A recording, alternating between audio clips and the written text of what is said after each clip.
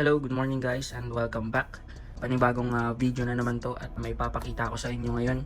Meron tayo ditong M5 watch, Stick C+2. Kinagandahan dito is para lang siyang regular na relo pero marami siyang capabilities. And then special rin siya. Galing siya sa M5 stock. Meron rin siyang built-in na ESP32. Buksan natin. Ayan. So ito sa loob niya, may kasama siyang 1 USB cable. Meron rin siyang paglalagyanan na pwedeng ikabit sa mga drones or mga RC toys para ikabit itong M5 watch natin. Ito yung itsura ni M5 watch. Ayan. So para lang siyang cute na relo. Pero tulad niya ng sinabi ko, marami siyang kayang gawin. So pwede siyang mag-spam ng Wi-Fi and then kaya rin niyang umatax ng Wi-Fi. Mag-DOS ng Wi-Fi. Meron rin tong GPIO. Yan, pwedeng salpakan ng mga GPIO boards. Yan. And then, yan syempre may Type-C na outlet. Pwede kang mag-charge yan and then pwede mong gamitin to para makapag-program ka ng firmware. Or kung gusto mong magpalit ng firmware, pwede dito gamitin.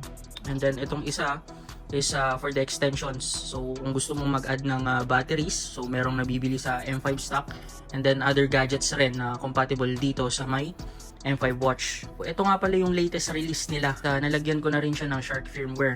Tanggalin muna natin to. Bubuksan natin siya. Ang cute ng tunog, no? So ito M5 Shark nakalagay dito.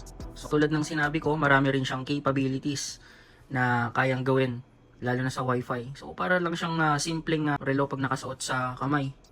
Yan. Pero dito is meron tayong menu. Nakalagay dyan is clock, TV beacon, Bluetooth, Wi-Fi, QR codes, and then etc. So dito, punta muna tayo ng Wi-Fi. May demonstrate ako sa inyo. So pwede siyang mag-scan ng Wi-Fi, gumawa ng DOS attack sa mga Wi-Fi, patayin lahat ng Wi-Fi.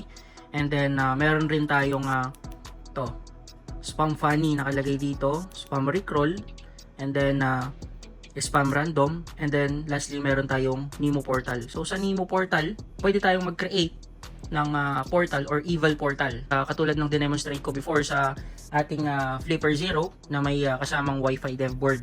No? So dito hindi na kailangan ng boards. So kayang-kaya niyang gumawa ng own portal niya. Unang-una sa lahat, testingin natin tong spam funny. Pag clinic ko to automatically, mag-i-spam siya ng Wi-Fi. Yan, sa phones. So, tingnan ninyo. Ayun, no. Bam. Ito, nalobat.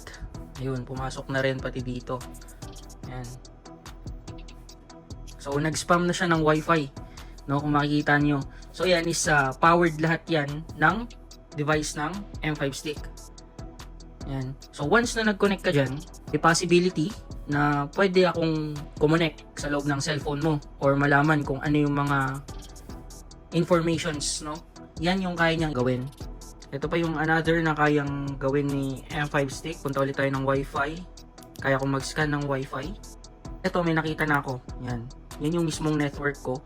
Then, pwede kong patayin yung mismong network ko. So, click ko lang to.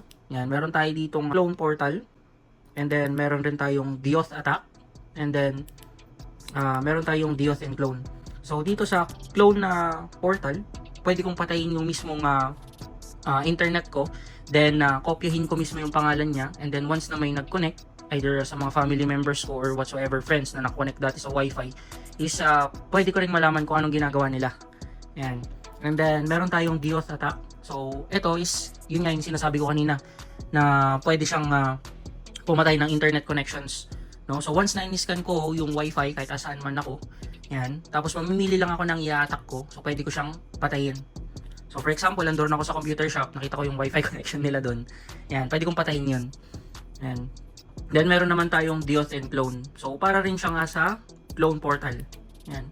So example na lang natin tong DOS attack. So atakihin ko mismo yung network ko. Yan. So tingnan nyo mabuti guys. Wala na, namatay na. Nagsimatay na yung internet. So, pag pinindot ko to, yung network ko, tapos kumonek ako. Ito din. Ayan. So, connect. Wala. So, hindi siya makabalik. Yan. Ito na lang. Pag in-input ko kahit tama yung password, hindi siya makakapasok. Yun yung isa sa mga kaya pang gawin nitong maliit na device. So, pwede mo siyang ikarga on your pocket or sa wallet lang. So, very useful siya. So, marami pa siyang capabilities, pero yun nga, yun lang muna i-demonstrate ko sa inyo. Then, papatayin ko lang siya. So, nag-back ako. Automatically, makakakonect na ako sa internet ko ulit. Pabalik. So, ayan. Connect tayo dito. Wait. Connect tayo. Then, yan. Connected na ulit siya, guys. So, kung makikita nyo, meron na siyang Wi-Fi signal ulit. Ito. Connect ulit tayo. Then, reconnect. Bayan mo na yan. So, ito. Makikita nyo. Nakakonect na ulit siya. Ayan, nakakonect na ulit siya. So, ito rin is nakakonect na rin ulit. And then, pati ito, nakakonect na rin siya. Ito, bayaan nyo na. So, yun lang guys for today's video. And then, disclaimer, hindi ako nagde-demonstrate ng mga gawain pangkawatan. This is for educational purpose only, and then for your own security na rin. So, yun. So, tulad ng sabi ko, huwag kayong basta-basta kumo-connect sa internet connections. Yan, kasi maraming possibility ways na pwedeng mangyari yung mga araw. So, yun.